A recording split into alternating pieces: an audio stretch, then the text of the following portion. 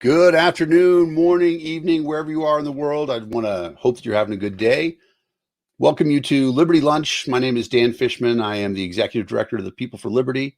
You being here, you watching this, you're People for Liberty too.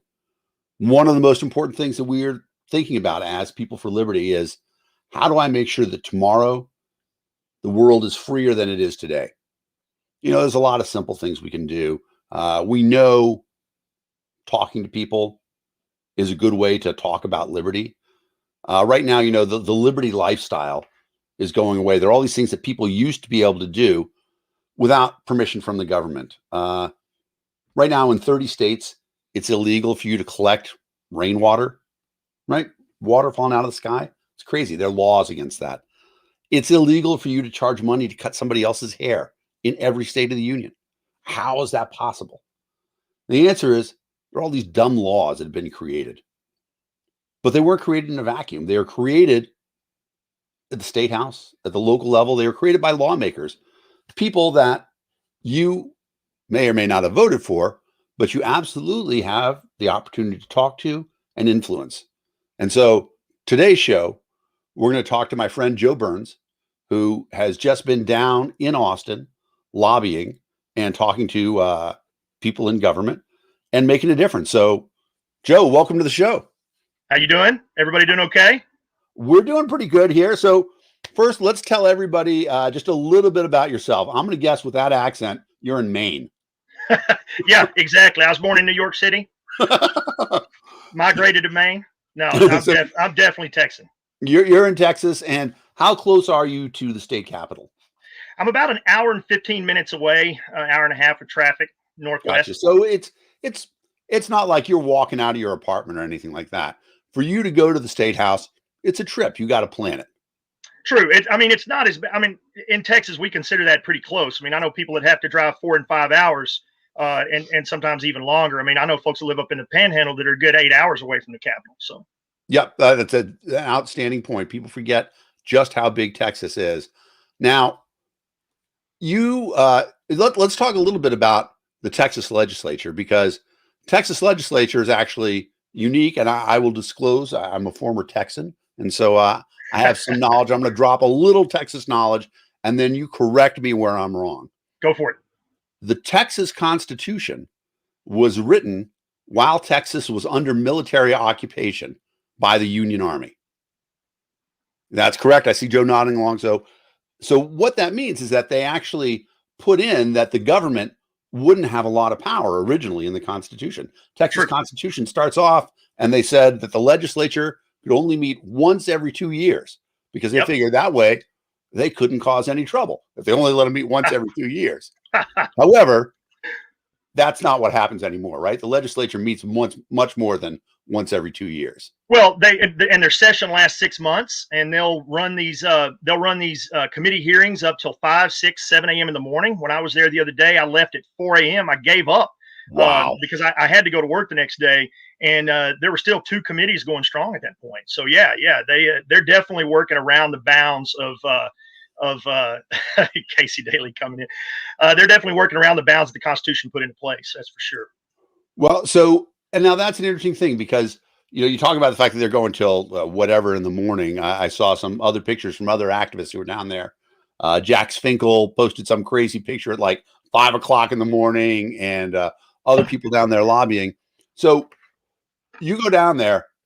It wasn't just a whim, right? You didn't say, you know what, I think today I'm just going to go down to the state house. Well, it kind of was, it kind of wasn't. So in 2018, when I first really 17, I really got involved with the state party on the state level. I became a county chair, worked my way up. I got elected to sit on the executive committee to represent our Senate district. I was kind of wanting to learn about lobbying, and I kind of felt like we needed to do that. And we did have a political action department, although it was really small. We're all volunteers in Texas right now. We used to have paid staff. We don't currently have paid staff, but that's about to change. So I knew that I wanted to do something, but I was uneducated on what to do.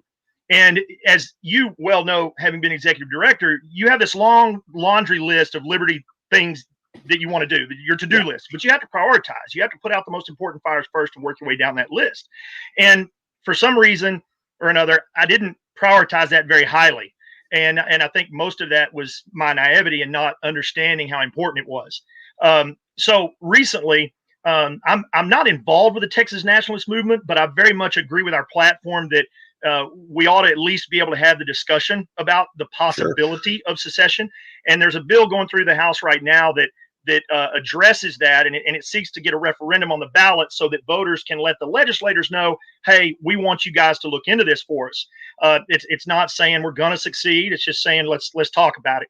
So I thought they were having a single issue political action day where they're going around and lobbying. And I thought, hey, I can hook up with those guys for a few hours, kind of see how they do it, feel out how a single issue coalition goes about that, and then I can go on about the business of hitting up the author of HB 1812, which seeks to make it harder for Libertarian Party candidates to get on the ballot, or third party candidates in general to get on the ballot. That was my main reason for going. And so I showed up early afternoon when I had to work that morning. I showed up early afternoon, spent a couple of hours with those guys, saw kind of how they did it. I went to my rep's office first to discuss a few things there. And then I went to the author of the 1812's office. I actually got to speak directly to the chairman of the elections committee that's hearing this bill, and several other folks. And I realized, I had an epiphany. Within those first couple of hours, I realized how daunting the task is for us libertarians. We don't have any representation up there.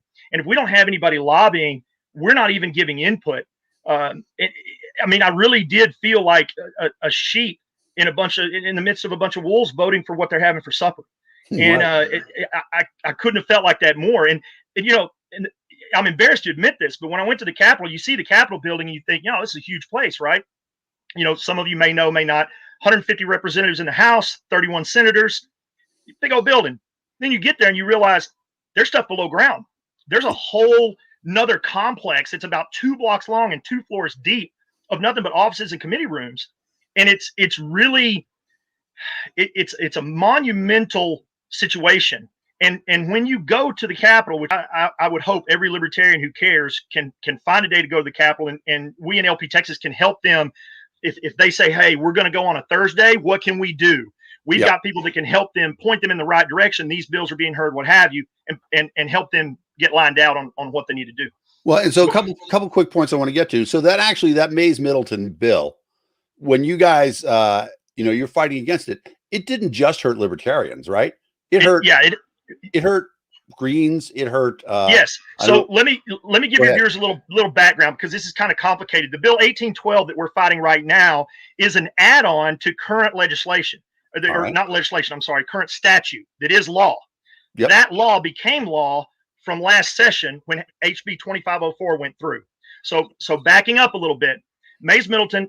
A lot of you know, Young Americans for Liberty helped to get him elected. He's supposedly a libertarian, or Liberty Republican, and he's got a lot of bills in the House right now that we would support.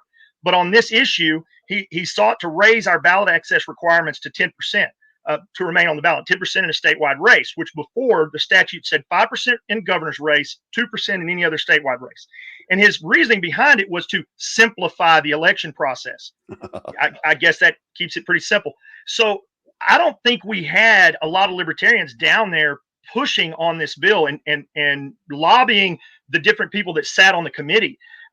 And I could be wrong. Maybe a few of us went down there, but I was heavily involved in our social media presence and our executive committee, and I never really heard much about that bill. And I really feel like, especially after the results I got in 2 days of lobbying, I really felt like we might have been able to change the course of that bill before it became law.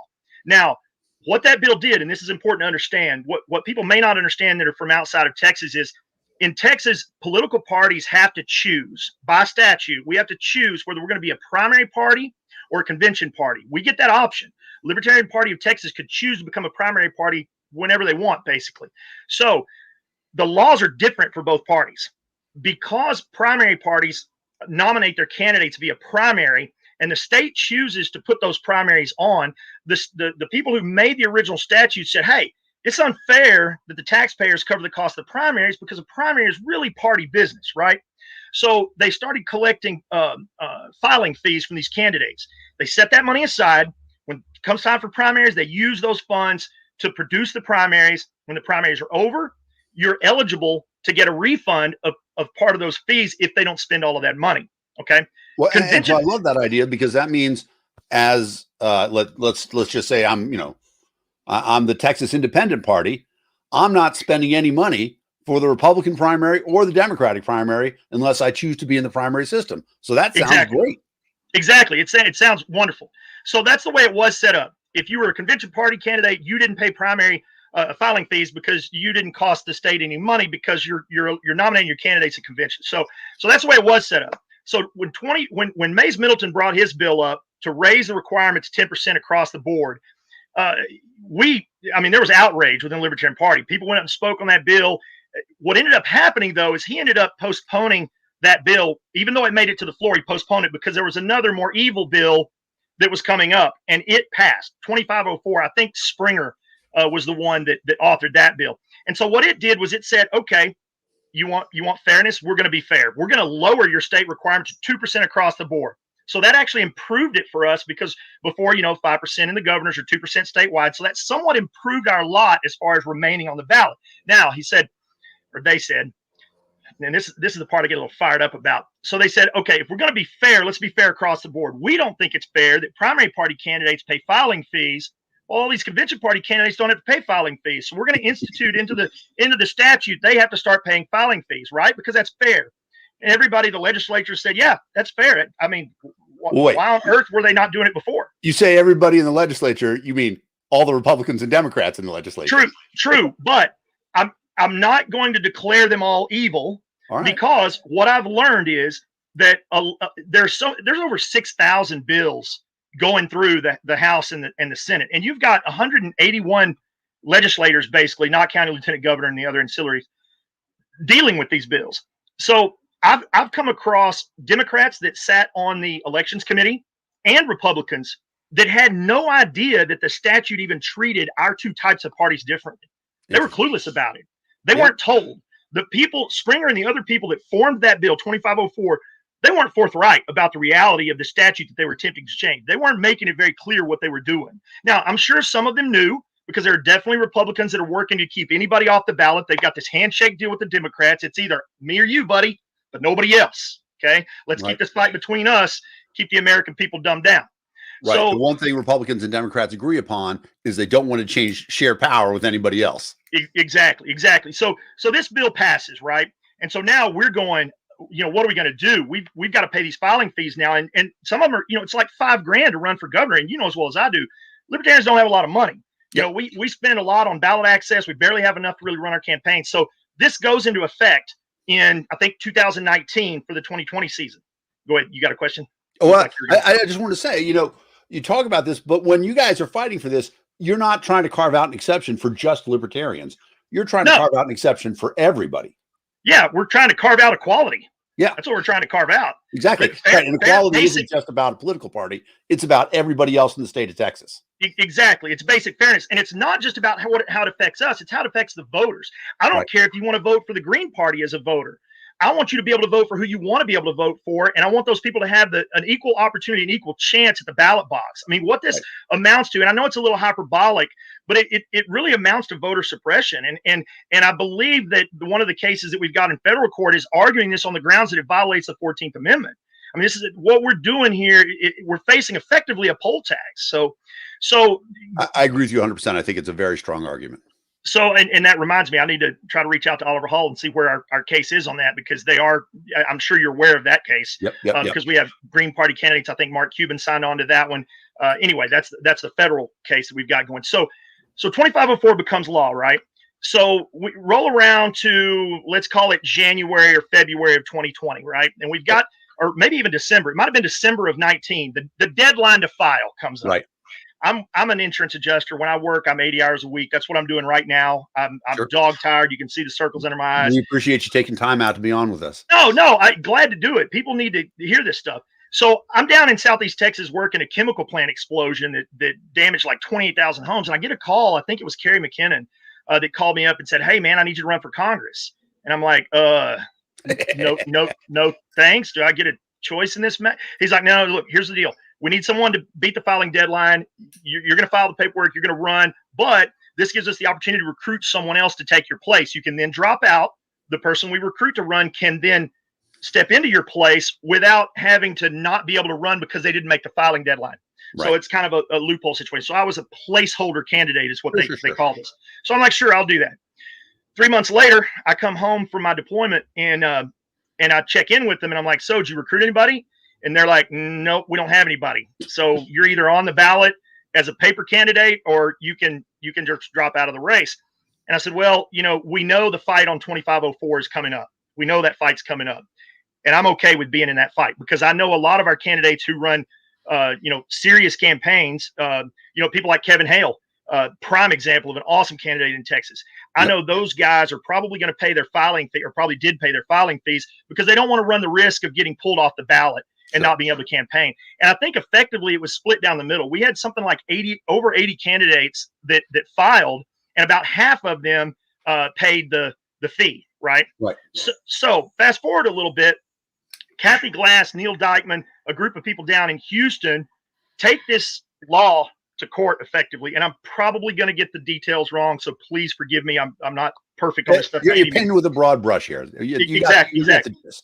But she basically wins an injunction. And I want to pat Kathy Glass on the back for this. She wins an injunction that preempts the Secretary of State from being able to remove us from the ballot.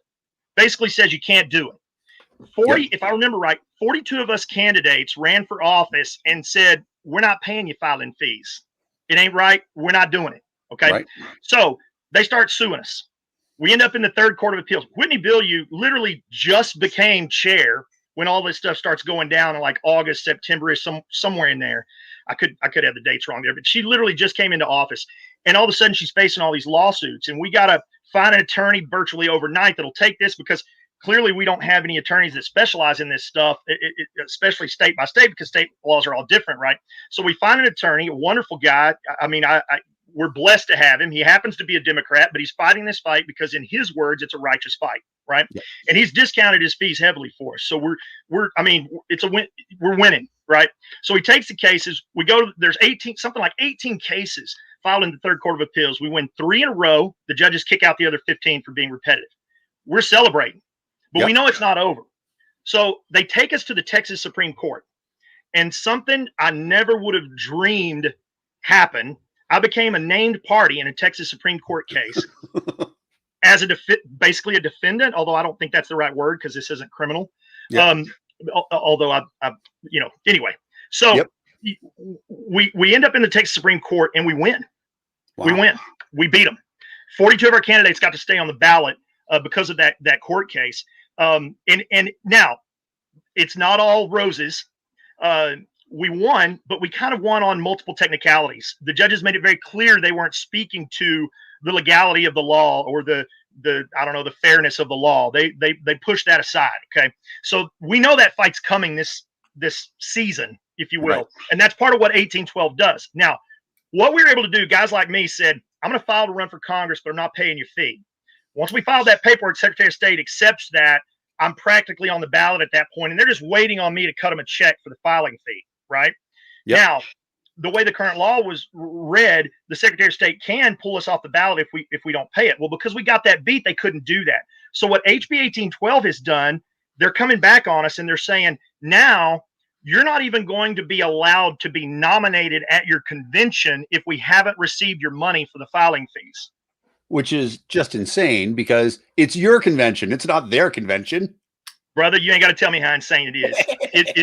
It's all I can do to keep from going off on these people and actually being professional and nice when I'm talking to them in their offices. So here's the thing. Another part of that law that people don't realize is while the primary party filing fees get set aside to cover the primary expenses, right? We got that down. Our filing fees, because we don't participate in the primaries and they knew they wouldn't get away with this, they stuff our primary fees into the general fund. Okay. So it's just like taxes basically. Yeah. Although theirs aren't going in there. Right. So we both pay an equal filing fee. So it's equal from that perspective. Yeah, we pay the same amount of money, but you're covering one of your own expenses. We're pitching into the fund. Now here's what'll really make you mad. And I didn't find this out until Rene Perez, one of our legislative guys under Eric Guerra, both great guys working their tails off when they can as volunteers. And we've got a motion right now to get before select that we're voting on, and it's winning right now. And hopefully for the next day or two, the vote will be called and we will be able to get Renee down to the Capitol every day for the rest of this session, instead of us having a few lobbying days and volunteers having to do it when they can. So that's what we're working on in Select right now. But what happens with our filing fees going into the general fund, what people honestly didn't know, I think Wes Benedict was the one that kind of sussed this out a while back. In the 2018 primaries, roughly $5 million was collected in filing fees, right? I think it was like 3.6 came from Republicans. The rest of it came from Democrats, right? So they collected 5 million. And so your next thought is, well, how much did the primaries cost to put on, right? How much refund were they eligible for? 19 million. 19 million is how much the primaries cost. So they collected 5 million, they spent 19 million. Guess where that 14 million came from? General fund. Yeah, there you go. You're catching on. So all these filing fees that we're supposed to pay that are going into the general fund are effectively being rerouted to pay for their primaries. Right, which is insane. And so, yeah. So let's get into a little bit about, this is the cause. This is the thing that got you going into lobbying. Exactly. Let's talk about what happens when you go down to the courthouse or you go down to the state house, right? Okay. So I get there. I first go to the author of the bill's office, Valerie Swanson. You got to find it. When you go down to the state house, you got to have a map. You got to have a list of where they're at. You got to be able to locate it. You got to be able to locate your northeast, west, and south when you're underground. I mean, it's not exactly easy. So I get to the author's office, and I first expressed my displeasure with this bill. I asked them for a one-pager explaining why they made this bill 1812. They don't even have that. The legislative aid's like, I don't know why we don't have it. We're going to make one. We'll email it to you. And I'm telling them everything I just told you, and they're all just like, oh my God, that's horrible. Why would they do that to you guys? Like, I don't know. Ask your boss. I mean, so I'm going to her. I'm going to these other reps. I end up in Mays Middleton's office because he happens to be a couple of doors down from one of the other offices I'm going to.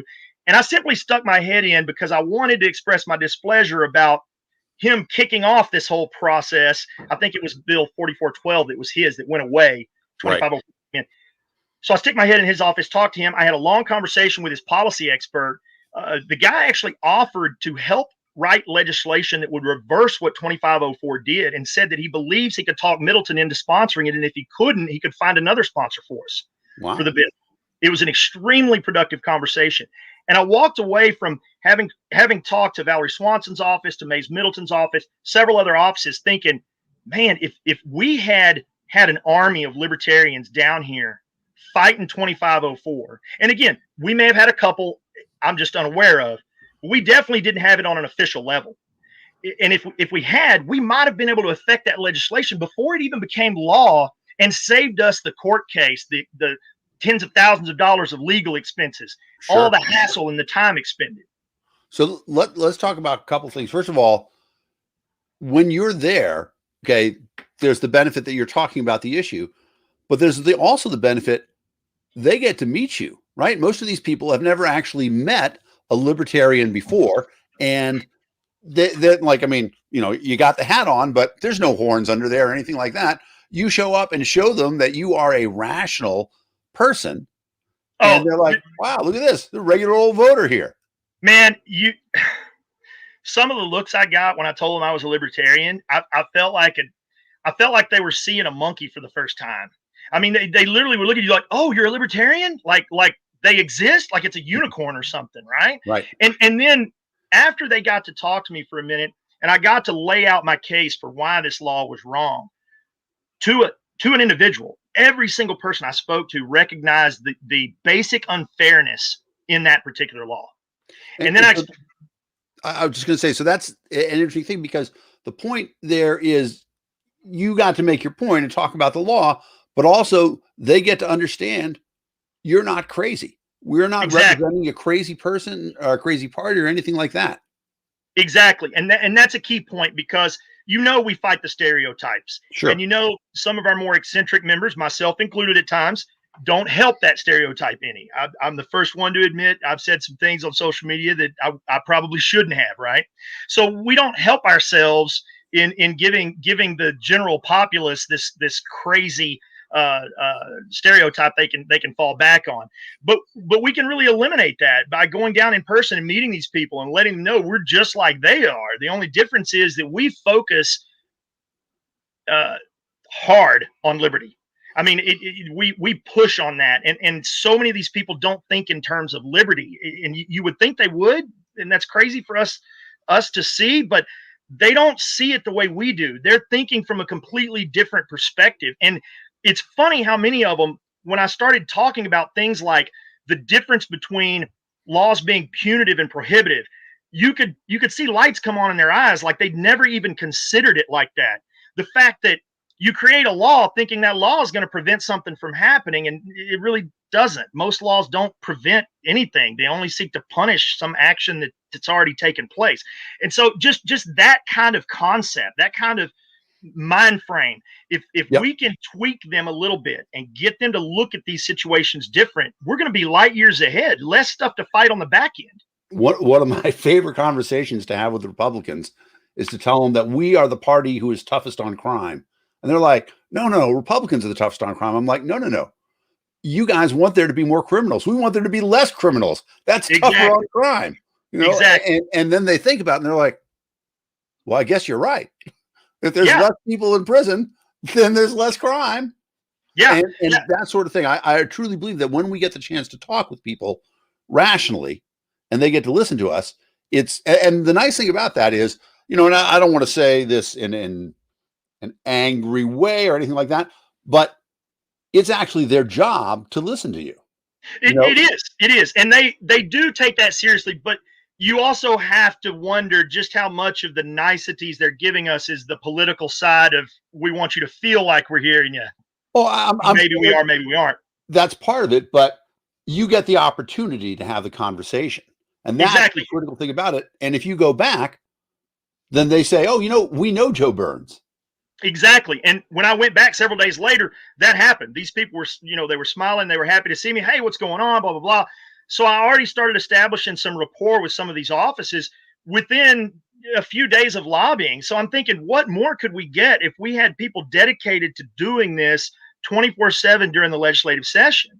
I mean, the possibilities really are endless. And I think if we don't do this, we're choosing to not take a seat at the table where there are folks deciding our future for us. And that's something I can't live with. That's incredibly well put. And one of the things that I think that there's an opportunity here for a lot of, liberty-minded folk is to recognize the fact that because our resources are limited, single issue lobbying is something that we can make coalitions for. We can make alliances for. So one of the things that I was involved in Massachusetts was they wanted to build an energy pipeline across the northern part of Massachusetts and seize a lot of land through eminent domain.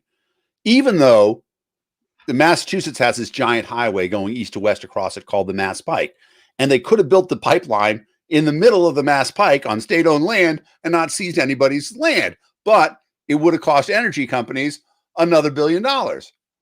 And my argument, and pretty much anybody's argument, would be to say, well, the purpose of eminent domain is not to save energy companies $1 billion. And so when we went down and we tried to lobby on that, we're like, there's only 4 of us, but who else is opposed to this pipeline is the Greens. Now, they were opposed to it for slightly different reasons. Of course. It was a good alliance. And so we were able to actually get 3 times our normal workforce size there lobbying because of that alliance, because you can find issues. And the best thing about that is that, so then not only did legislatures get to see that we were rational people, but people in other parties got to see, hey, these guys, they're not just, I'll say the dicks that we think they are, right? Because sometimes that's what other parties think about this. These guys have a real reason, a passionate cause. And I think that that's one of the things that people underestimate about the value of lobbying, because they see the benefits of maybe you can change a bill, maybe you can defeat some legislation, but actually being there and being invested in, the dreams of our founders, right? A citizen-run government. Exactly. And, a good friend of mine said on a Facebook post of mine the other day, governments are dicks. I think you might remember who said that. And it's true as a whole, but when you take these people as individuals, we really got to stop collectivizing the other two parties, because when we take them as individuals and we build relationships with them, we build rapport with them, these are going to be our allies under certain circumstances. And that's where these single issue coalitions come into play. On the Second Amendment, there are quite a few Republicans that are definitely on our side. Kyle Biederman put forth the best constitutional carry legislation possible that we've had in years since it's been trying to be passed. And so we're allied with him on that issue. Now, there may be other issues. There may even be other legislation he's trying to get passed that we're going to be vehemently opposed to, right? But on that issue, we're going to be his ally. And if we work with them when we're allied on those causes, they're going to see us as an ally, so that when we have to oppose them on other legislation, we're going to be a lot more likely to get the results that we want to get, or at least sway them our direction a little bit. And that's the important takeaway from how we do this. It's get off of the social media, all Republicans and Democrats suck, and get involved face to face, handshake to handshake, person to person, and talk to these folks. I mean, as a follow-up to this idea of allies, I got to speak to two of the representatives, chiefs of staff. They were both Democrats, the actual chiefs of staff of these candidates that sit on the elections committee for this HB 1812. Mm-hmm. And by the time I got done talking to them, both of them said earnestly, "What can we do to help?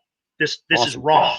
And I said, "Well, the first thing you can do is give your chairman a call and tell him to not let the bill be heard. Don't even schedule it for a hearing." Because what a lot of people don't realize is all of these bills have to go before a committee first, right? The committee has to hear them. The chairs of these committees have ultimate power. These are some powerful people, because all they have to do to kill a bill is not granted a hearing. All they have to do is do nothing. You can write 54-page legislation, it goes to a committee, and the chairman doesn't like you, and bam, it never gets heard and dies in committee. That's how that stuff works, right? So I told him, I said, look, save yourself the hassle of me bringing 100 libertarians down here during public comments to tell you how wrong 1812 is. Put a bug in Briscoe Kane, the chairman of the election committee's ear, to not let this bill be heard. And they're like, absolutely, we can definitely do that. How else can we help? And I'm like, spread the word. And they're like, do you have a one-pager? And I'm like, I don't know what a one-pager is. And I felt like an idiot, because I mean, obviously I've never done this, right? And so I actually had a policy guy sit down. He felt sorry for me, and I'm like, dude, I feel like a junior high dropout right now, because I'm so clueless about what to do, right? And he's like, no, here's what you got to do. Make it one page. He starts telling me about the graphics, about what it needs to look like, how it needs to read, about the fact that you may want a different one-pager for Republicans than you do for Democrats, because you're going to be arguing different points on the same bill. So these are things that we've got to get down. And I know I'm not, please don't take anything I'm saying as a cut on the party or those that have come before me, because again, 2017-ish was when I joined. I'm sure there were people doing this type of stuff before me, but at least in LP Texas, from as long as I've known it to today, it has been volunteer organized by realistically only two guys, right, who have full-time jobs, have to feed their family, and can only do this on a volunteer basis. How can we, as a statewide party, as one of the biggest state affiliates in the country, expect two guys to handle such a monumental task? 6,000 something bills, and we expect them to go read all 6,000 of those and tell us which ones we need to oppose. Right. I mean, there's another one that just popped up, and I think the only reason we found out about it is because it made it to hearing. Now it's pending. This one's going to get you, man. So these guys that want to keep us off the ballot, they're getting crafty, man. They're getting craftier than they've ever been. So this other piece of legislation, and the number escapes me, I know it's a House bill. It seeks to make it to where any candidate for office, or let me back up, any officer within a political party, county chair of the party, secretary, treasurer, whatever, any officer in any political party it will no longer be legal for them to run for office, any office at all. Which seems crazy. Well, to you it does. To me it does. To them it's not, because there's plenty of Republicans. There's plenty of Democrats. Right. You don't need to be your county chair and run for county commissioner. So they can sacrifice that. They've got the people, but they know us small parties do not have those people. They know that we wear multiple hats. Right. This bill is designed specifically as an attack on us. Let me ask you a question, whoever. A derivative question of that. If you want to run as an independent, Do you have to do any of these things that they're talking about, or they only apply to people who are organized other parties? Well, first, if you want to run as an independent, you probably haven't looked into it, because the reality is you got to be able to get on the ballot first, right? I mean, unless you're going to run a write-in campaign. I mean, Mark Cuban's a smart enough entrepreneur to realize he wasn't going to be able to pull it off, because I think we've estimated in the past that if we fall off the ballot to get the 80-something thousand signatures that we need to get back on, I can't remember if that's the correct number or not, but a lot of people don't even understand the signature process. It's not as simple as getting a signature. Right. The stuff has to be perfect. It has to be beyond reproach. If the address doesn't match up perfectly with the record of the Secretary of State, they'll kick it out. So you effectively got to get like 3 times the signatures you need. I think the last time LP Texas estimated the cost was like 6-8 years ago, and it would have been like $500,000. And I think I read somewhere where Cuban said it would have cost him close to $1 million to get on the ballot to run for president in the state of Texas. I mean, that's ridiculous. And that's part of the ballot access issue we need to change. It's not just, I mean, we always call it ballot access laws, but it's not just ballot access. They're ballot retention laws, which is the other part of the aspect that we fight. But this is on the ballot access side. And I mean, you shouldn't have to spend $1 million to get on the thing. But now, to answer your question a little further, I wasn't trying to sidestep that. But once an independent does all of that and gets on the ballot, I honestly don't know what his requirements are at that point. I mean, I haven't dug into the law that deeply. Frankly, I'm not a rules kind of guy. You people that are good at bylaws and rules and legislation stuff, God help you. I'd love to be a bylaw nerd, but that's not a skill I've got. I've hired attorneys all my life in the different businesses I've owned. I hire experts when I need an expert. I know my weaknesses. That is definitely one of them. So I just don't even attempt it. Now, I'll read through it. I can understand it. I can suss out most of it. But the reality is you got to have people that love doing this type of thing. And you got to back their play. You got to put them to work. And that's an actual proposition that I'm sure you may not even be aware of, because we just posted this motion. Andrew Amalong, head of the development department, posted the motion a day and a half ago, I believe. And it got the 10% co-sponsors it needed, and now it's under vote right now inside the executive committee, and we've got enough votes to pass it. But Whitney can't call the vote for a total. We've got to wait 48 hours up to 96 hours for the vote to be called. But yeah, I think we're going to get that passed. All right. So a couple of interesting things about that. I want to go back to a couple of the lobbying things. You said that this guy sat down and sort of told you how to write a one-page. I'm a person who doesn't know anything about lobbying, but I want to go down and talk to my elected official or other elected officials. Should I wait until I'm better informed, or should I go down? Hell no. These people, from what I've seen, I saw a guy wearing a shirt that said, "I'm no damned lobbyist," across the back of it. And you could tell that the representatives paid more attention to him than a lot of the paid lobbyists that they're used to seeing every day. It's kind of a unique feel, but you can tell that they know who the normal players are. Yeah. And they give more weight, or at least it seemed that way. They give more weight to the people they've never seen before, the people that cared enough to finally show up and speak their piece on an issue, because to them, I think they see that as a tip of the iceberg kind of thing. Like, hey, if I've never seen this guy and he's really upset about this particular bill, then there's probably a lot more like him. So maybe I need to pay attention to what he has to say. So I would tell folks, go, just go and try it. Wing it. I mean, I winged it. I don't think I caused any harm, and I definitely know I did some good and was able to achieve some stuff. And as I get more educated on it, part of the reason I went to my ulterior motive is because I'm on the development department in LP Texas.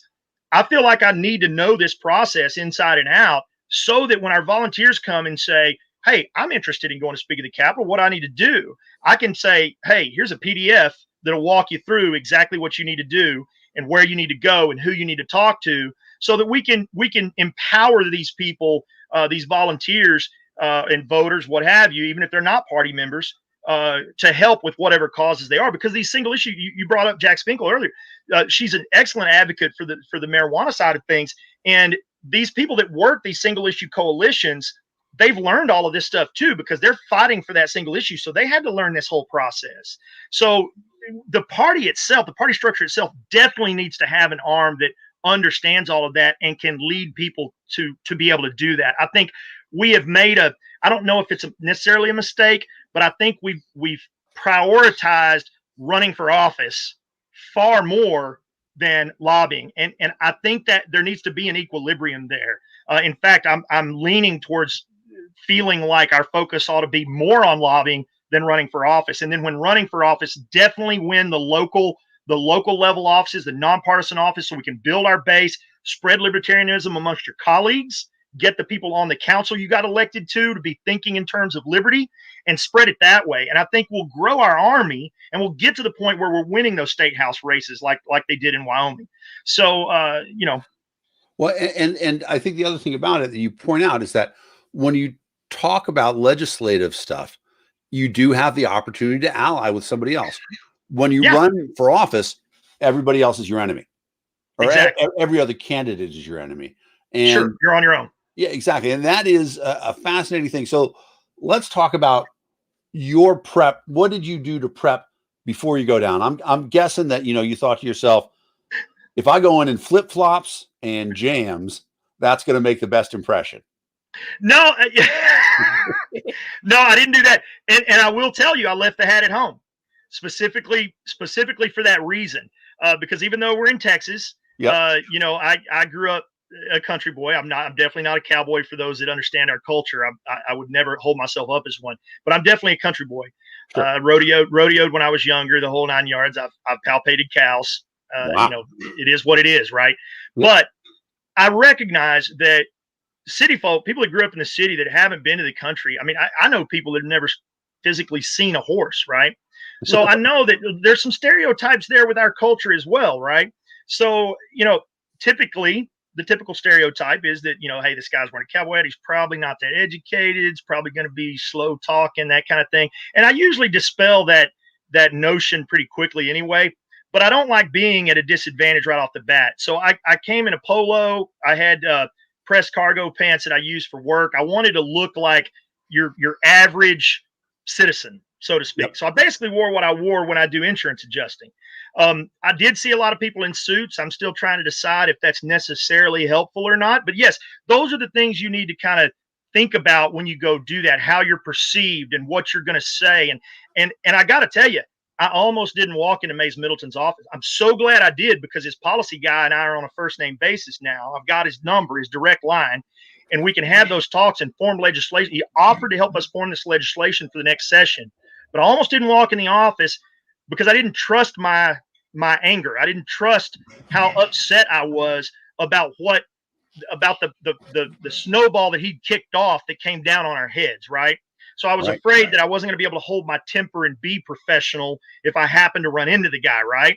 And so I didn't want to give a bad impression. So luckily I was able to keep my cool and have a normal conversation, and everything went well. So you definitely want to be affable, jovial, friendly. Yep. A lot of these people, I get where libertarians are coming from. I get that we feel like they're the enemy when they're forcing us to pay for things against our will. I mean, one of the biggest pet peeves of mine is, you're forcing me to pay income tax so that you can bomb innocent brown kids in foreign countries, right?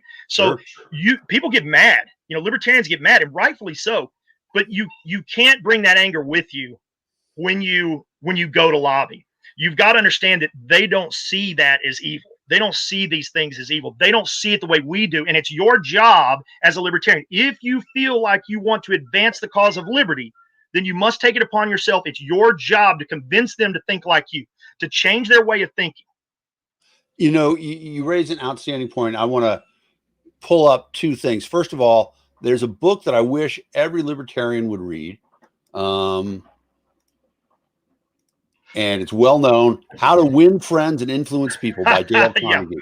And I tell you, the first time somebody suggested that I read it, I'm like, I know how to do this. I don't, but there's stuff in there. And you talk about the fact that, you basically what you're saying is you never get a second chance to make a first impression. Exactly. And Dale Carnegie's book is actually, it was required reading in one of my business classes at Baylor.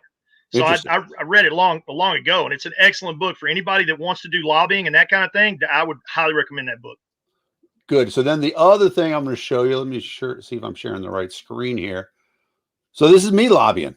We went down to Washington, D.C., and it was me and Jeremy Carrican, who's another libertarian. And is that who that is in the photo? That's Jeremy Carrican in the photo. Yeah. Okay. Okay. Okay. And we got a meeting with Rand Paul. And we know first we met Awesome. with his chief of staff, and it's exactly what you're talking about.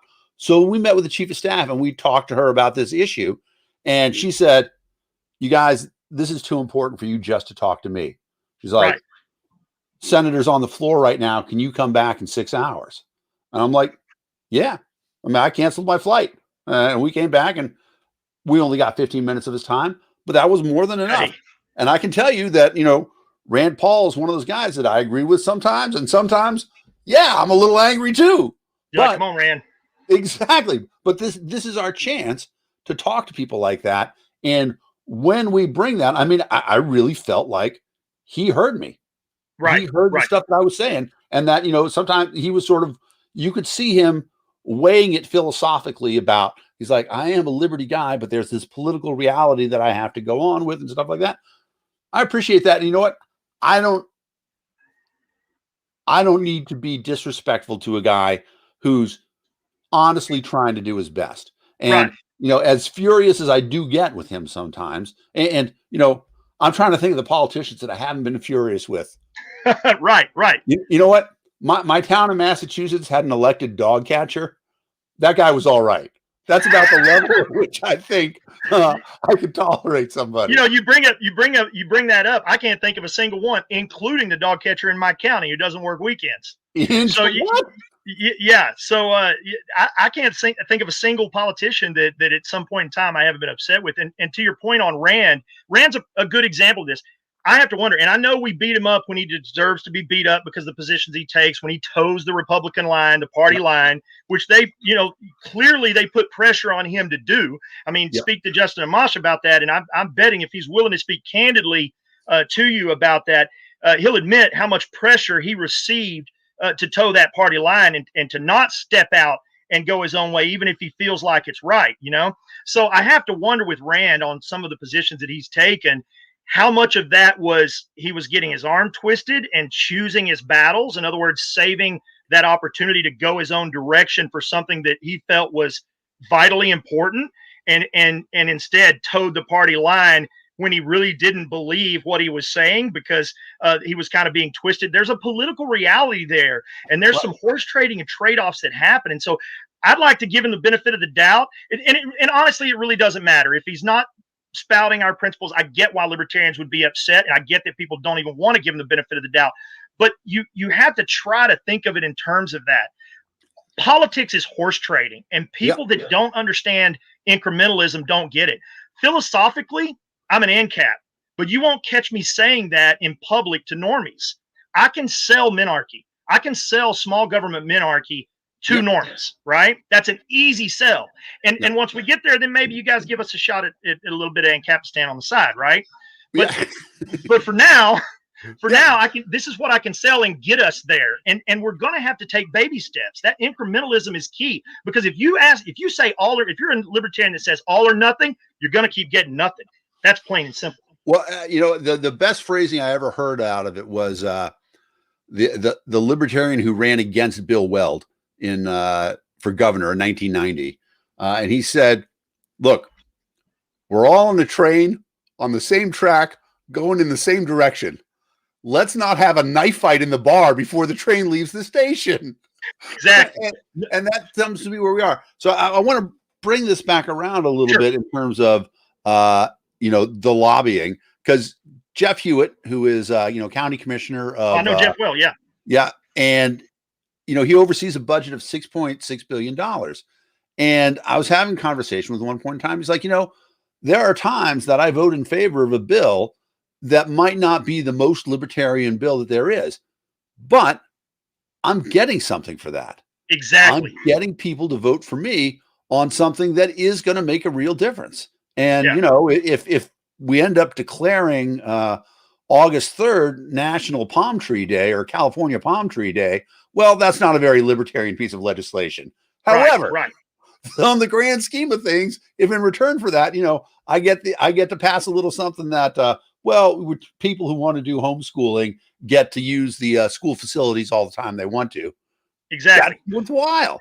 Yeah, And we call that horse trading, and that's we have to try to give our people, at least on our side, the benefit of the doubt yep, in that regard. and that's where I think the idea of lobbying being so important is critical, because when you talk about horse trading and making deals, stuff like that, these politicians are doing that all the time. And if they, they think, I got this one little thing that Joe Burns put in my ear, and I can think about that one issue when we're doing this trading back and forth, maybe there's something I get. And so, you might not get exactly what you want, but even if you get, 5% of what you want because you were down there lobbying, that's better than the nothing. That's You got 5%. You don't have to fight out in court later once that law becomes statute. Exactly. And so it really is, it's a tremendous opportunity. So let's talk about this a little bit. The opportunities. And so I gotta plug our site a little bit. One of the things that's a real problem is that people don't necessarily know about all the legislation that's going on that they could be down there lobbying about. I remember you had me put this bill on your site, and while you're at it, I've seen a few of your episodes, and I love what you guys are doing. And Lauren's a go-getter, and I met her last year during the Jorgensen campaign. You guys don't ask for money often enough, right? She asked me for a donation, but it's been like a year, and I gave her a donation, not a big donation by any means, but make sure you ask these people, if people are watching this program and understand what People for Liberty are doing, pony up a little cash. I mean, spread the love a little bit, help these guys do more of what they're doing. Thank you very much. I put it up there, peopleforliberty.org/donate. If you guys want to donate to what we're doing, we got a bunch of stuff rolling out. And don't worry, Joe, you're on my list of people to come to ask for money at some point in time. But the thing that I wanted to tie in was our legislation page, which is an important idea. So it's peopleforliberty.org/legislation. Right. And what we're doing is we're asking everybody in the country, okay? And it doesn't matter what your specific brand is, however you want to call it.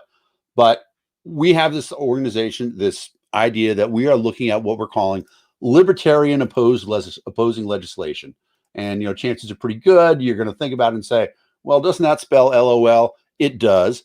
Nice. But that's where we are. And so we want to have a list of all the legislation that's happening anywhere that people can get involved in right now. And like one of the huge ones that's going on is the PRO Act, which, is essentially, it makes it almost illegal to be a private contractor. Unless there's a very special exception, you have to work for a company or else you're forbidden from doing the work that you want. It's just insane. Everybody opposes it. U.S. Chamber of Commerce, a bunch of other people. There's stuff going on in Florida. There's this big cannabis law. They want to get rid of 10%. Martha Bueno, I think, put that one in. Texas, we got a ballot access one. This is the one that you entered in, I believe. Yep. The ballot scan one, all this stuff. And so the thing is that people who want to get involved, they want to know how they can lobby. We're building up this database of all the libertarian opposed legislation. And let's be clear too, this is not just even at the state level. Okay. You guys can put stuff in here that's at the city level, because all the time, like one of the ones that I talk about all the time, breed specific legislation, that is anti-liberty legislation. It only happens at cities, but sure. And I appreciate what people are trying to do, but frankly, there's no such thing as a bad dog, only bad owners.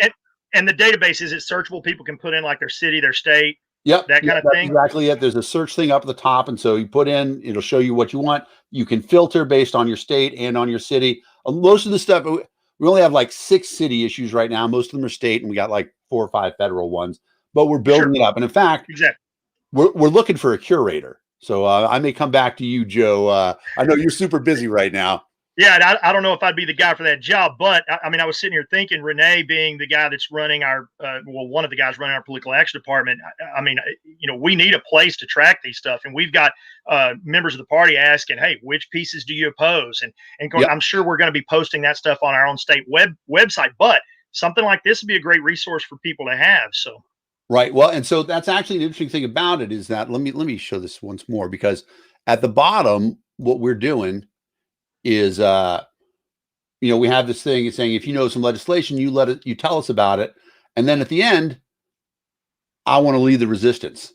if there's not an organization out there already opposing it. And what we tell people, if there's an organization already opposing this legislation, sign up with them, because they've already done the work. They got organized.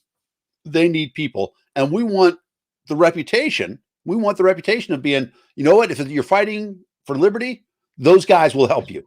Doesn't matter who you are. If you're fighting for liberty, they'll help you.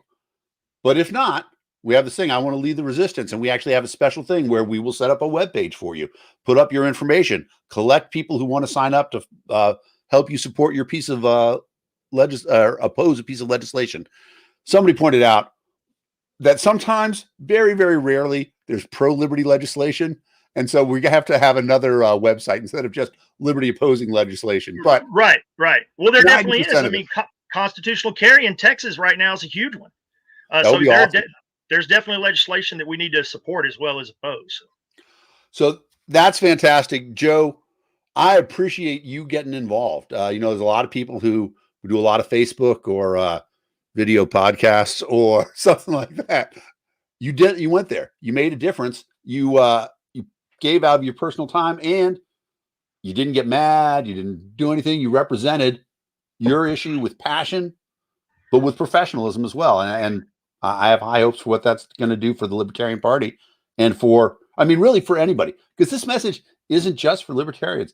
This is for anybody who wants to have a citizen involved government. And I'll tell you that, for me, people know I'm a libertarian, but first and foremost, I want a government of the people, by the people, and for the people. Amen. And if we can get that, everything else is going to work out. I am convinced. I have faith in the people. And I mean, that's why, our organization now is called People for Liberty, because that's a larger group. It is all encompassing. And you getting down there, fighting against bad laws, fighting for good laws. Love to see constitutional carry come to Texas. It's ridiculous to me that there are other states that have better carry laws. One of the things I mentioned, you may have seen I posted some video of me speaking on two of the issues. One of the things I mentioned is we'd be 19th place at doing it. There's like 18 other states ahead of that. Since when does Texas come in 19th in something liberty related? Like that ought to be a shame for everybody in Texas. Vermont, right? Vermont's constitution is better than the Second Amendment. It just says Texas, you have a right to do whatever the heck you want with your gun. I mean, it's a really interesting thing, because Vermont has always been like this incredibly rural state. And so really up until like 30 years ago, most people were hunting for something they were going to eat at some point in time or another. And so they had plenty of practical experience with guns. They weren't scared of them. And now that will be another show for us, Joe. I'm not going to go. Fair enough. What's going on with Fair enough. But good for Vermont. Good for them.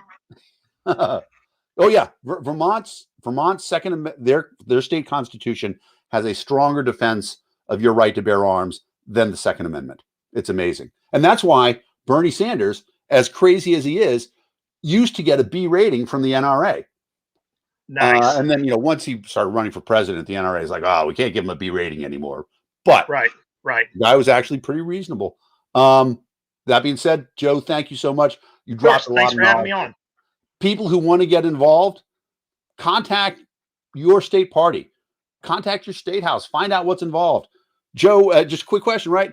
You don't have to be a millionaire to be a lobbyist, right? Oh, not at all. All you need is time. I mean, if you've got time and gas money to get yourself to the Capitol, you can do it. All right. Well, thank you so much, Joe. Thank you very much, People for Liberty. And we look forward to talking to you guys. The next Liberty Lunch coming up, 420, we've got our podcast. We're going to have a whole bunch of guests talking about marijuana issues across the state. Remember, May 1st is the National Libertarian Day of Service. Find a way to get out and do something good for your neighborhood. Food drive, raise money, clean up a park, whatever you want to do. National Libertarian Day of Service, May 1st. And we will see you guys again soon. Thanks.